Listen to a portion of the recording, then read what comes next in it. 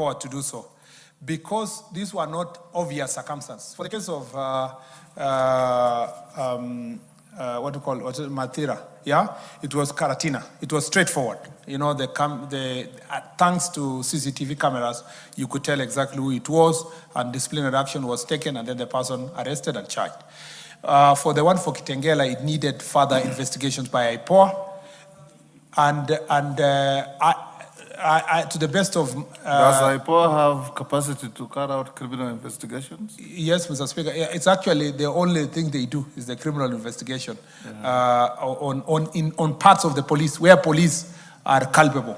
But the police officers are cooperating. The National Police Service is cooperating to make sure that those mentioned officers, DCI officers, are taken through the legal process. Yeah. Honorable members, it is now 1. I'll take 3-3. Which one is unanswered, Shakil?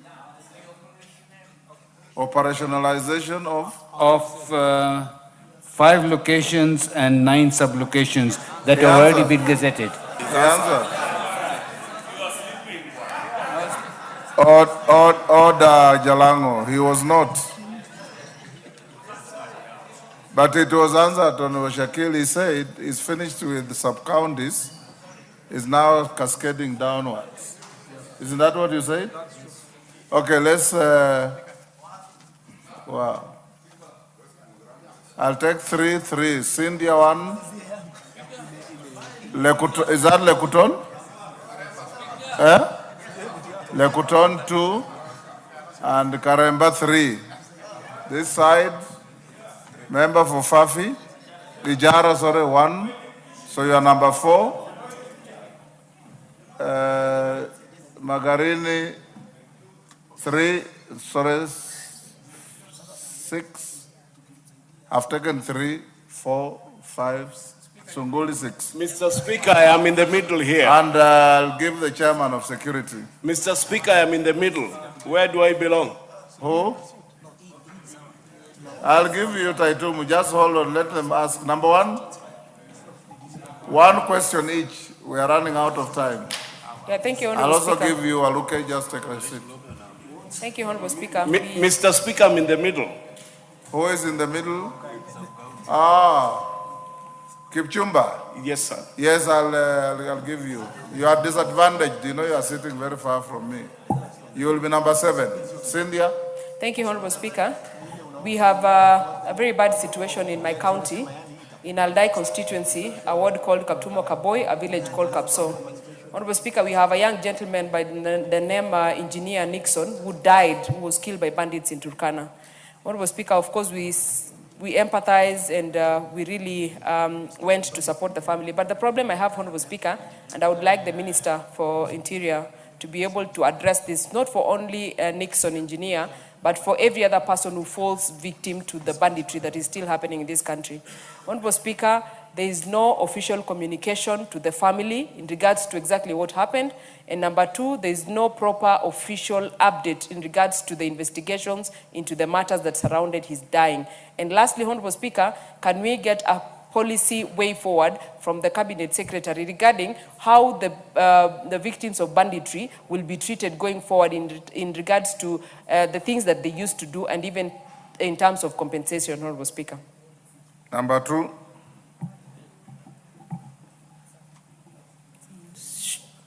Thank you, Mr. Speaker. Mr. Speaker, I'd like to commend our able minister for his commitment. We have run out of time. Stop to secure our nation, minister. continue to give Kenyans hope. Mr. Speaker, I'll just make it mine quick.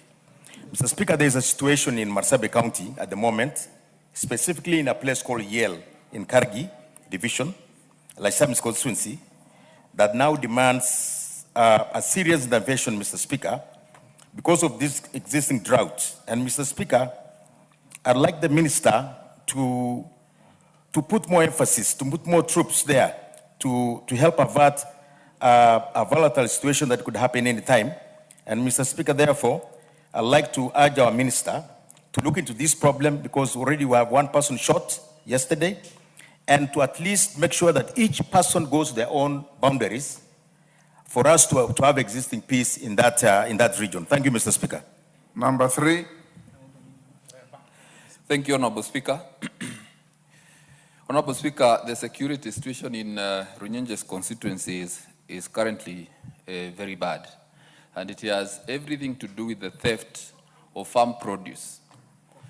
From the mango farmers to the avocado farmers to the banana farmers and lately to the coffee farmers. Initially, theft of farm produce and especially coffee used to happen in factories, in coffee factories.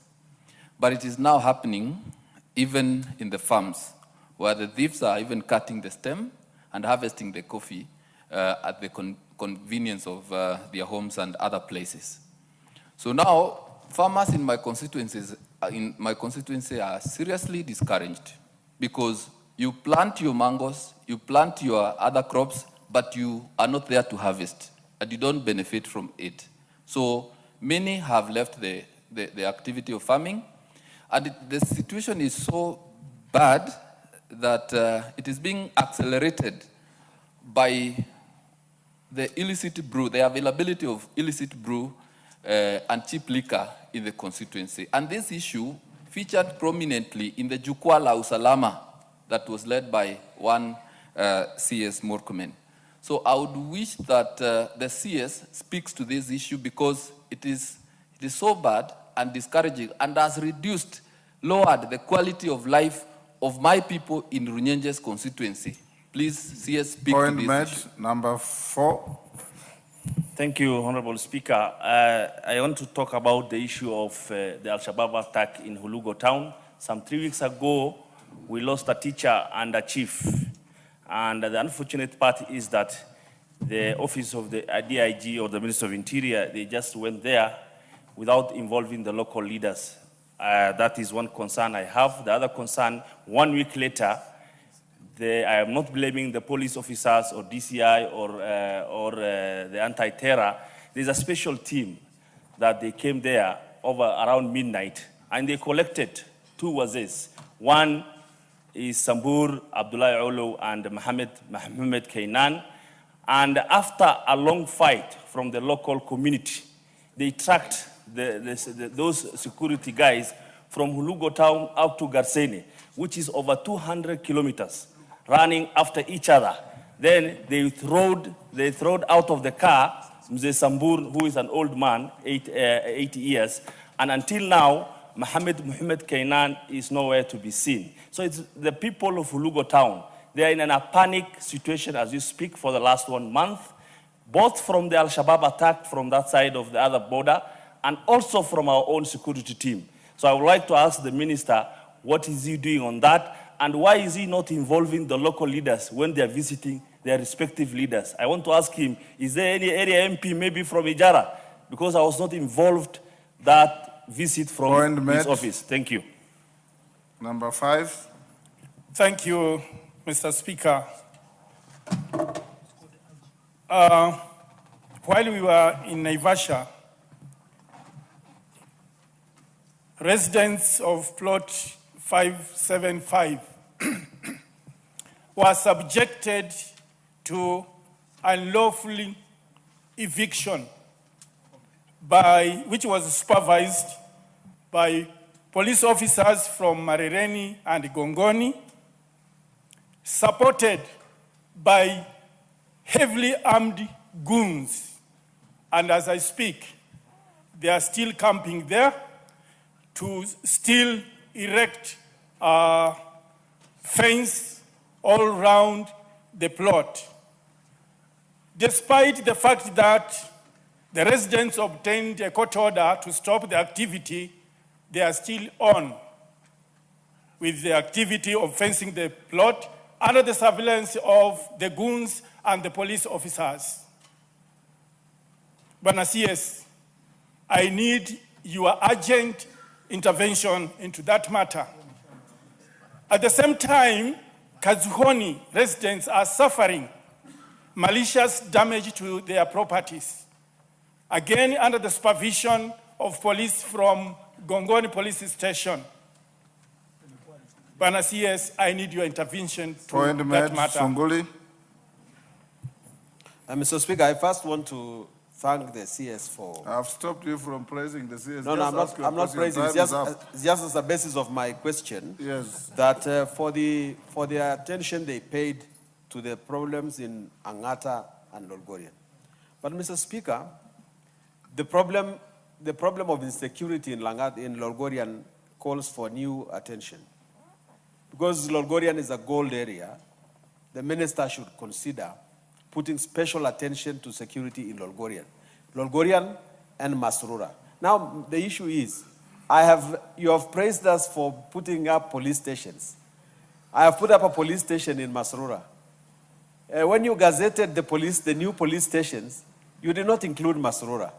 I put up a new place for the DCI in Lolgorian town itself.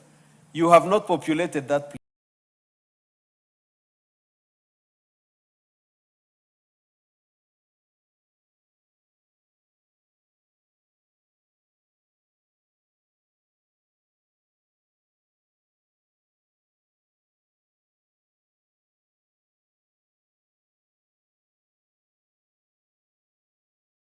place.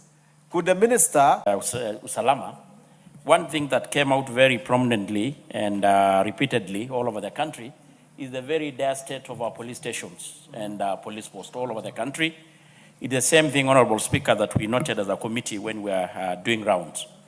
And Honorable Speaker, CS, you remember when we had the pass out of the chiefs in the State House, His Excellency the President made a pronouncement, or rather, I think probably a suggestion, that considering that it is almost impossible for the ministry to fund the facilities, the police station and the police post, we can able to have it as a shared function between ourselves, the ministry, Ministry of Housing, and possibly, of course, the NGCDF, which we have continuously been doing, but they seem to have been probably a more organized and structured way to do it.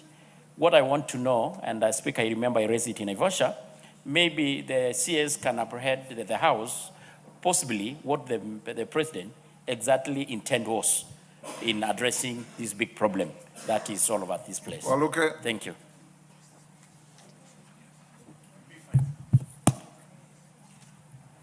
Well, okay, number.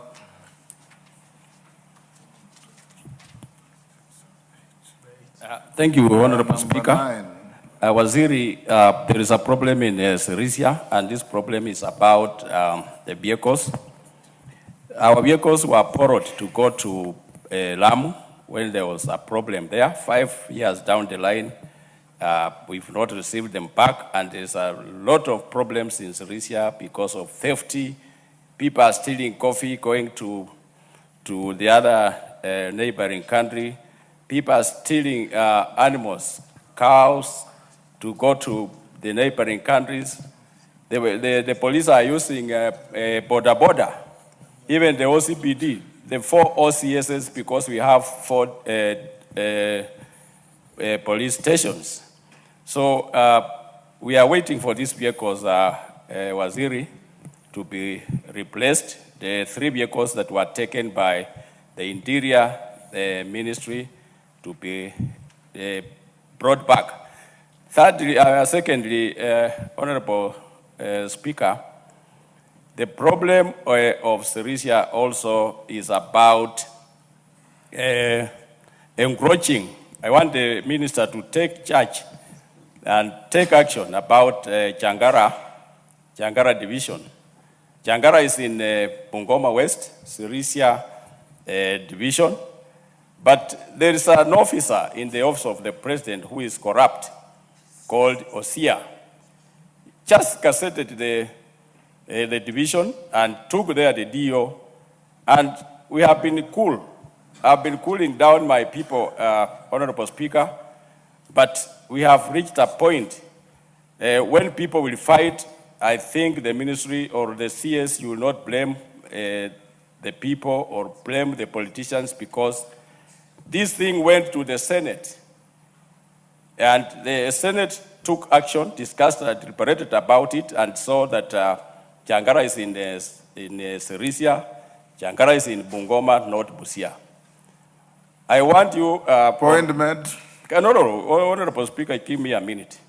I'm requesting Waziri to remove the DO from Changara and decassette the division.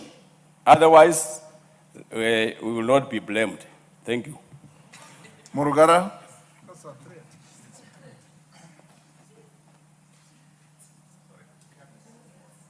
Give Murugara the mic.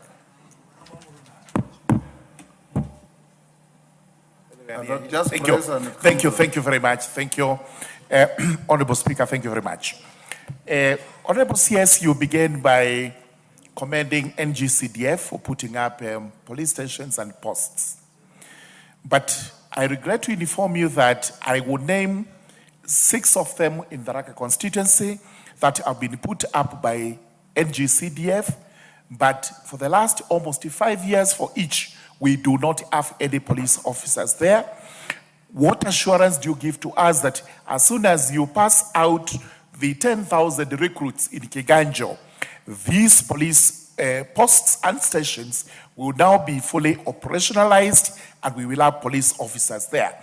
They are as follows: Karini Police Post in Chakariga, Kirigicha Police Base in Mukothima, Kachiongo Police Post in Mukothima, Kironi Police Post in Gatunga, Karandini Police Post in Gatunga, and Tonya Police Post in Mariband. Thank you.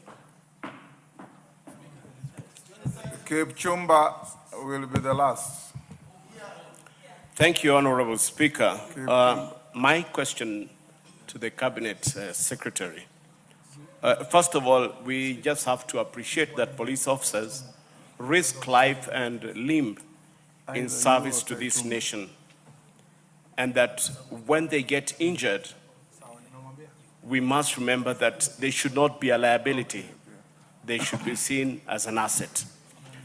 As you've shared that you are reviewing some acts and bills that you have in mind, like the National Police Service Veterans and Fallen Heroes Bill, I'd wish to ask, what policies are you putting in place to assist injured officers to be reassigned or retrained on the new potentials that they have after acquiring disability? And then what are you doing about those officers who are now stagnated? I have about 3 of them that have visited my office. They got injured in 2014, and they were corporal, one was a senior sergeant. Everybody has been promoted up the ladder. They've been left to stagnate. What are you doing about that? Point made. Thank you. Chumba. Taitumu. Just press the button and you'll get the mic. Okay, thank you, Mr. Speaker, for this opportunity. I will be very brief. First of all, Waziri, you made a pronouncement on 2nd of this month about an operation in the upper part of Eastern. This was received with a lot of jubilation from my constituents and the larger part of the Meru that borders the Isiolo and the Borana side. Mr. Speaker, the irony is that on 9th of this month, Kairis vehicle, that is Wilson Kairis cows, 98 of them were rendered and taken to Mulango Hills. None of those cows were recovered. On the 10th of this month, cows belonging to Totene by Mula, 14 of them, were also driven to Mulima Levendera in Samburu East. What are the officers doing to recover those animals despite the operation that is taking place? 2, CS is on the facilitation of officers in those areas that are highly affected by predatory activities. I would like to know what measures are used when facilitating the officers in terms of fuel, because we have some parts of this country that are not in dire need, like officers who are in areas that are predatory prone, like Igembe North. The very last, John Paul. Kematia umefungiwa nje. Thank you, Mr. Speaker. Mr. Speaker, Few weeks ago, some young people from Kenya were reported killed in Russia and others in Ukraine.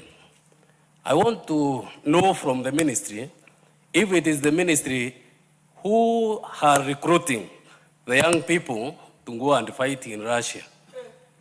Or if it is not the ministry, how are they dealing with the agencies who are recruiting? Because there is some information out there that it is the government which is recruiting these young people. Thank you, Mr. Speaker. Minister, can you answer all those in 10 minutes? Okay, Mr. Speaker, I'll try my best. Now, on the question of Honorable Cynthia Muge, on this young man who was caught in crossfire of banditry. It's very unfortunate, Mr. Speaker. An engineer who was going about his work was attacked on the road, this Kainuk Road, as a result of this banditry issue. Mr. Speaker, my condolences to his family. And unfortunately, as a government, we don't have a policy yet on compensating victims of crime, including banditry. Mr. Speaker, there would be need as government to see how that will happen, because and it is not confined to banditry alone. What about somebody who has been robbed in his house, in his office, robbed in their shops, murder in a particular area? So it is there has to be a whole policy on how this will be handled. Mr. Speaker, if the family has not been explained to, I will take it upon myself to inform the Inspector General of Police so that the police officers can send someone to explain to their family the circumstances. Whether or not these people will be arrested, it's not easy, Mr. Speaker, to promise here that bandits are easy to be arrested. That's why we carry out the kind of operations we do. And Mr. Speaker, but intelligence will continue to be gathered to know exactly who was involved. Mr. Speaker, once we have the information, the National Police Service will go after the criminals, Mr. Speaker. And this will not be a first incident. A number of them have been attended to or dealt with, Mr. Speaker, in Baringo and Elgeyo Marakwet County who have committed similar offenses. On the question of Lysamis, I've taken note of the boundary between the two constituencies where there is a problem of an emerging problem as a result of grazing, looking for pasture and water, and then has caused conflict among these communities. Mr. Speaker, the DIG has taken note of the same, so as requested by the Honourable Member. On the question of Runyenjes, first, Mr. Speaker, where is the Honourable Karemba? Okay, since he has already gone, Mr. Speaker, I just wanted to commend him that his residents or his voters, Mr. Speaker, must be congratulated for working hard to grow cash crops. Because, Mr. Speaker, and this government must be appreciated that the value of cash crops has gone so high that it's attracting, Mr. Speaker, thieves to steal coffee and other cash crops. Mr. Speaker, coffee theft across the country is a big challenge for us because of the prices that it attracts. And that's why you had Honorable Aluke. You know, the other day, even some robbers attacked a transporter in Keses, in Cheptiret there, and only to steal coffee. So, Mr. Speaker, it means that coffee prices is a very precious commodity now across the country. And the CS of Agriculture, Samutai Kagwe, has written to me severally to see how we designate some police officers, how the IG can establish a unit that can take care of farm produce, especially pricey commodity like coffee, avocados, among other cash crops. So, Mr. Speaker, we will up our game in Runyenjes, and I will inform the IG as has been raised by the Honourable Member. On the specific incident of Ijara, as raised by Honourable Abdi Ali, Mr. Speaker, I will then proceed to present the information to the IG so that a comprehensive situation analysis is done and an answer is given as to the whereabouts of the citizen that has been, or a resident of that county that has that is seen is still unknown and accounted for. Mr. Speaker, on Magarini, that's also a specific case involving a specific land. Honorable Kombe has raised this issue, and in Kongoni and other areas. I will take up also the same issue. The DIG has already noted being here so that it can be attended to, same as the one for Abdi Ali and the others. Honorable Sunguli, I agree. I think we had a good security operation in Angata Parikoi, but we remember between me and you, we agreed that when the situation is stabilized, we will go back there for Barasa now, a security Barasa. That should be together with Lolgorian area where we have gold issues, and I have taken note of the offices you have constructed so that we can see what can be done, and that should go together with the question of Honorable Murugara, that, Mr. Speaker, we should also, these police stations we are building, I'm sure it's being done together after having consulted the county and the sub-county security team, so that the security needs are assessed and it is known that these facilities are being built for specific purpose, so that the IG cannot delay in terms of resourcing. And I will follow up the question of Masurura, yes, and the Lolgorian and the DCI office as been requested by my very able predecessor many years back. Mr. Speaker, and Honorable Tongoyo has raised a very important issue on the construction. His Excellency proposed that housing as part of the component of infrastructure in the various constituencies should build 300 police stations. I had a meeting with the Department of Housing this week on Monday, and we have agreed the IG is working on the numbers that will be presented to the housing to do the 300, and the Housing Ministry is ready to do so as part of the ecosystem of housing projects. On the other 300 police stations to be built based on the budget, we will be submitting again a proposal in the upcoming budget for the 2026-2027 to ensure that this is captured. And then on the question of the other 300 by members of parliament, we need to have, I don't know, Mr. Speaker, what mechanism, maybe the committee of CDF or which committee of actually, our committee should be able to convene a meeting, even if it's a Komkunji, with the members of parliament and give us the proposed, and be shared equitably, to give us the proposed police stations that will be built by CDF. We will try to distribute that equitably.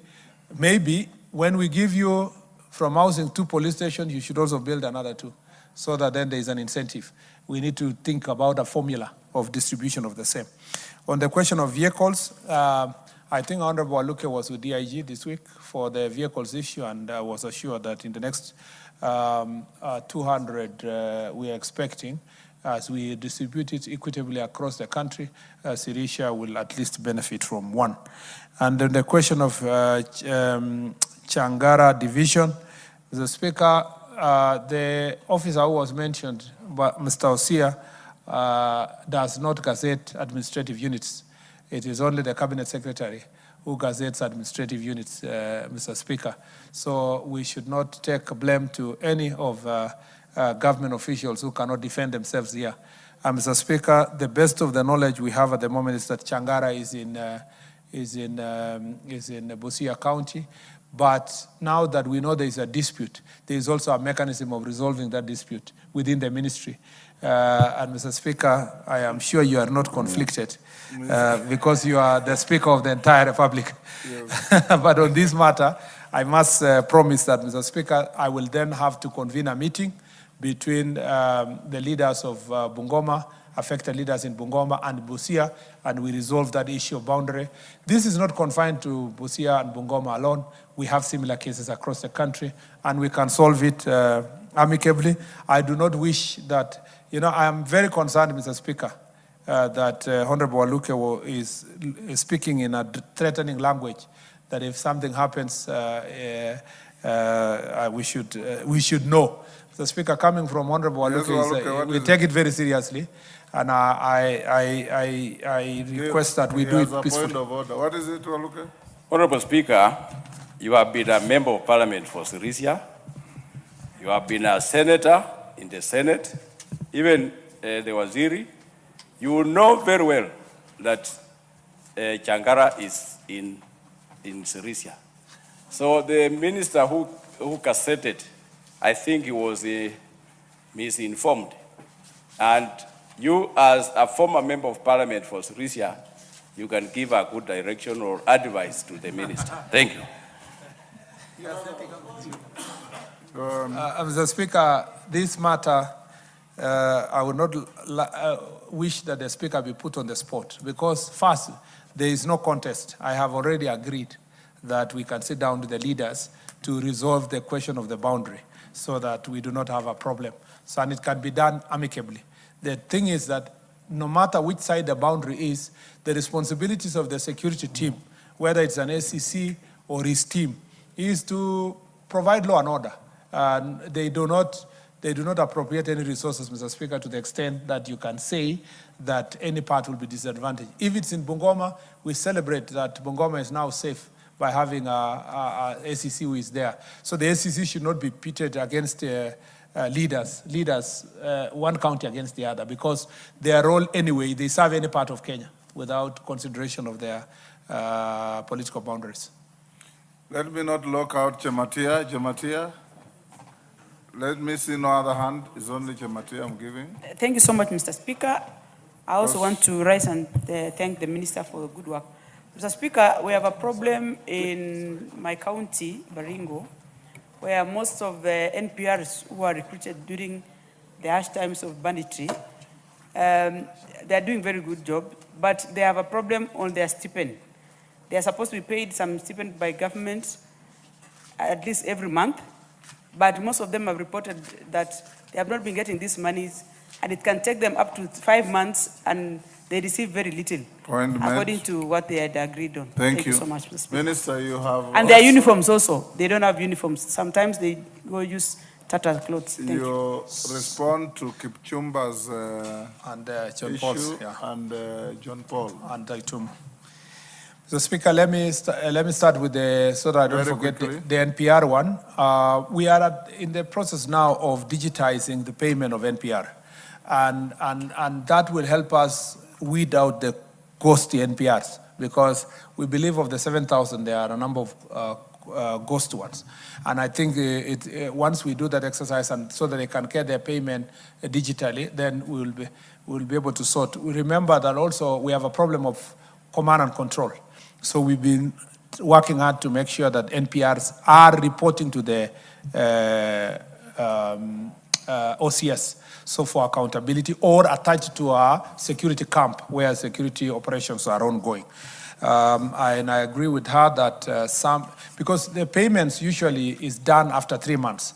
Maybe once we do the vetting and digitize, we can now pay them directly to their accounts or to their M-Pesa numbers as may be agreed. Honorable Harold Kipchumba, I think that beyond the veterans bill that we are working on, currently the officers who get injured at work are redeployed if they are still able to, or able and willing to perform other duties, office duties, or duties that may not require physical presence or running around and so forth. But the National Police Service is a very compassionate police service, and they take this issue of colleagues very seriously. That's why even this last year, I think the year before, they started a process of commemorating and remembering veterans. And that process is going on. as with the Veterans Bill, I think it will be stronger, it will be concretized, and we will have more benefits. When the bill comes to this House, we will benefit also from the wisdom and knowledge that you have in this area. And good to see you here, Honorable Kipchumba, because we served together in the Senate with the Speaker. And the question of Taitumu, it is true. When you start an operation, Mr. Speaker, the results does not become instant. But Honorable Taitumu will agree with me that the rates have gone down and the situation is fairly contained. But we must continue. Like, for example, the operation that is going on in Mukokodo Forest, we have seen many livestock there. The next phase is that once this livestock is, we are able to get them, we should be able now to call the beneficiaries to come and identify their livestock. It is true that we still have this challenge in that area, and it's not going to happen. We are not going to sort it instantly, but we are in the process. A number of recoveries, just as you mentioned, the ones that have not recovered, a number of recoveries have been achieved in that area. Let's give time to this particular operation. It is my intention, and as I promised you, one-on-one, that now I can come there and have something to tell the people because of the process that is ongoing in the operation. I agree with you in terms of, we were discussing with DIG here, and the IG should take note of that, that even when these vehicles come, we should start with the most vulnerable areas, the places like your constituency and the northern part of the country who have serious security problems. On the question of, regarding John Paul's question, the information we have is that most of the people, Kenyans who are lured to go and fight in Russia, they don't go straight. Some have not gone straight. Some have gone through getting some employment work in Middle East. Some are even recruited in Middle East. They are already doing the normal security work, private security work, and then they are picked, taken to Russia, taken through push-ups for 2 days or so, given a gun for the first time in their life, and then they are put on the forefront. It is a very, very painful situation. Some, of course, who are recruited here, we have had situations where former police officers, former forces people, and so forth are targeted for recruitment, and they go there intentionally. Although when they're living here, they live here, they know where they are going, and they know what they want to go and do. But they work together with the agents and disguise it as going for seminars, not seminars, to go and work in hotels, to work in construction sites and so forth, only be known to them in some cases. In some cases they don't know, in some cases they know. So that's why the Prime Cabinet Secretary is going there to have diplomatic engagement with the government of Russia on this particular subject, because it's very painful. I know a story of I'm told about a family that quietly went there, 3 sons, and 2 were killed instantly, because no training, no nothing, no knowledge of the place. People are going to fight in a snowing area, very cold. They have no ability to deal with these issues. The agencies that are involved are being investigated. There is ongoing work between the relevant ministry, which is of Labor, together with the National Police Service through the Office of DCI, to investigate the ministries, the agents who are misleading these people or misleading the public.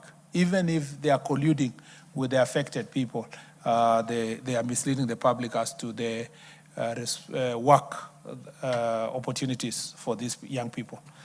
Mr. Speaker, I thank you. Minister, as we close, the Speaker's office gets letters and petitions. Some I don't find their way here. They request some from serving police officers. Yes. That you used to have refresher courses for police, regular refresher courses to appraise them on handling of weapons, handling of crowds, human rights observance, and so on. And their request is that these refresher courses are no longer there. So you'll find a police constable who lives Gikanjo, works for 6, 7, 10 years without going for a simple refresher course on how to be a better police officer. What are you doing about that? Or is that the situation to begin with? Mr. Speaker, you are so right and you're on point.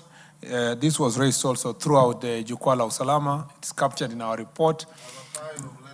Yes, that is why we have now introduced continuous training for the police. Part of it is some of the challenges we go through is because of failure to have this continuous training. Now, all our OCSs have gone through the police academy for retraining, and about 4 regional police training centers have been reopened after being closed for many years. Now, the western one, Kisumu, Garissa, Mombasa, and then we want to have a curriculum that is for continuous training, so that people can go back to training on some police officers, especially the ones who are attached to VIPs, like members of parliament and us and many others. Sometimes they never even get a chance to do anything for many years. If they have been with you for 10, 20 years, if they are not going for refresher courses, chances are you are not safe, if they don't go for retraining. So that we want to reintroduce a continuous training program for the police, borrowing from other professions. And that is already ongoing. It started like 2 years ago. It's going to be upscaled, and that's why, and also for professional training on how to handle people. The OCS is recently trained as we have seen the results of their work. It improves their work ethics, commitment, and so forth. We are working towards also establishing police university to work together, National Defense College now, but eventually we'll have a police university from the academy that we have in Gong Road, and that is why I promised that Kiganjo will be a university college of the police academy, and then we will have various colleges across the country. I thank you, Mr. Speaker. Our compliments to the IG. After the incident, honorable members of Ongondo Were, I engaged the IG, and they have been retraining our VIP security for parliamentarians. And so far, I think we've done about 3/4. Any member whose ADC has not been taken to training, you should see the office of the clerk so that your security officers can go and get proper training to update their skills in VIP management. Honorable members will come to, yes, Wanjala, you just came in. This Komkunji was for 10 o'clock. Use the mic, just press and it will come on. Thank you, Honorable Speaker, for giving me the chance, though coming late, I'm sorry. I was seeing it. Honorable Minister, I have heard you talking about giving out vehicles. Bunyala Sub-County, which is Budalang constituency, has a very long border between Uganda and Kenya, and right at the lake. But you always forget to give them the Coast Guard's speedboats or motorboats to be used. And the Ugandans have taken advantage of coming over, crossing and attacking the Kenyan fishermen. And again, even the sub-county OCPD has no vehicle, and the boundary is very long, all the way from Funyula, from Busia, all up to Bondo. It's very porous. How fast will you consider giving them motorboats, including those camps that we have erected on islands like Sumba, so that they are able to defend Kenyans who are doing their fishing? Now that there are no jobs in the country, most of our people look for their livelihood from the lake. Thank you, Honorable Speaker. I think on the question of police vehicles that I answered earlier, maybe just for the benefit of the honorable member, that we have acute shortage all over. And as we get, we distribute equitably. So the next batch of about replacing the current fleet of about 200, we will also distribute it equitably to every part of the country. I agree with you. In the modernization program, there are some boats that have been procured that will be used by Coast Guards in the Lake Victoria. And part of it is your constituency, the part of Busia. So as soon as those are delivered, within the next 2-3 months, we should be able to support. I was in a meeting with the Coast Guard in Kisumu, and there are 2 stations we promised, 2 new stations for covering Kisumu, and we will try to equip it as soon as possible. Asante sana. That's the end of this Kamkunji, honorable members. See you at 2:30.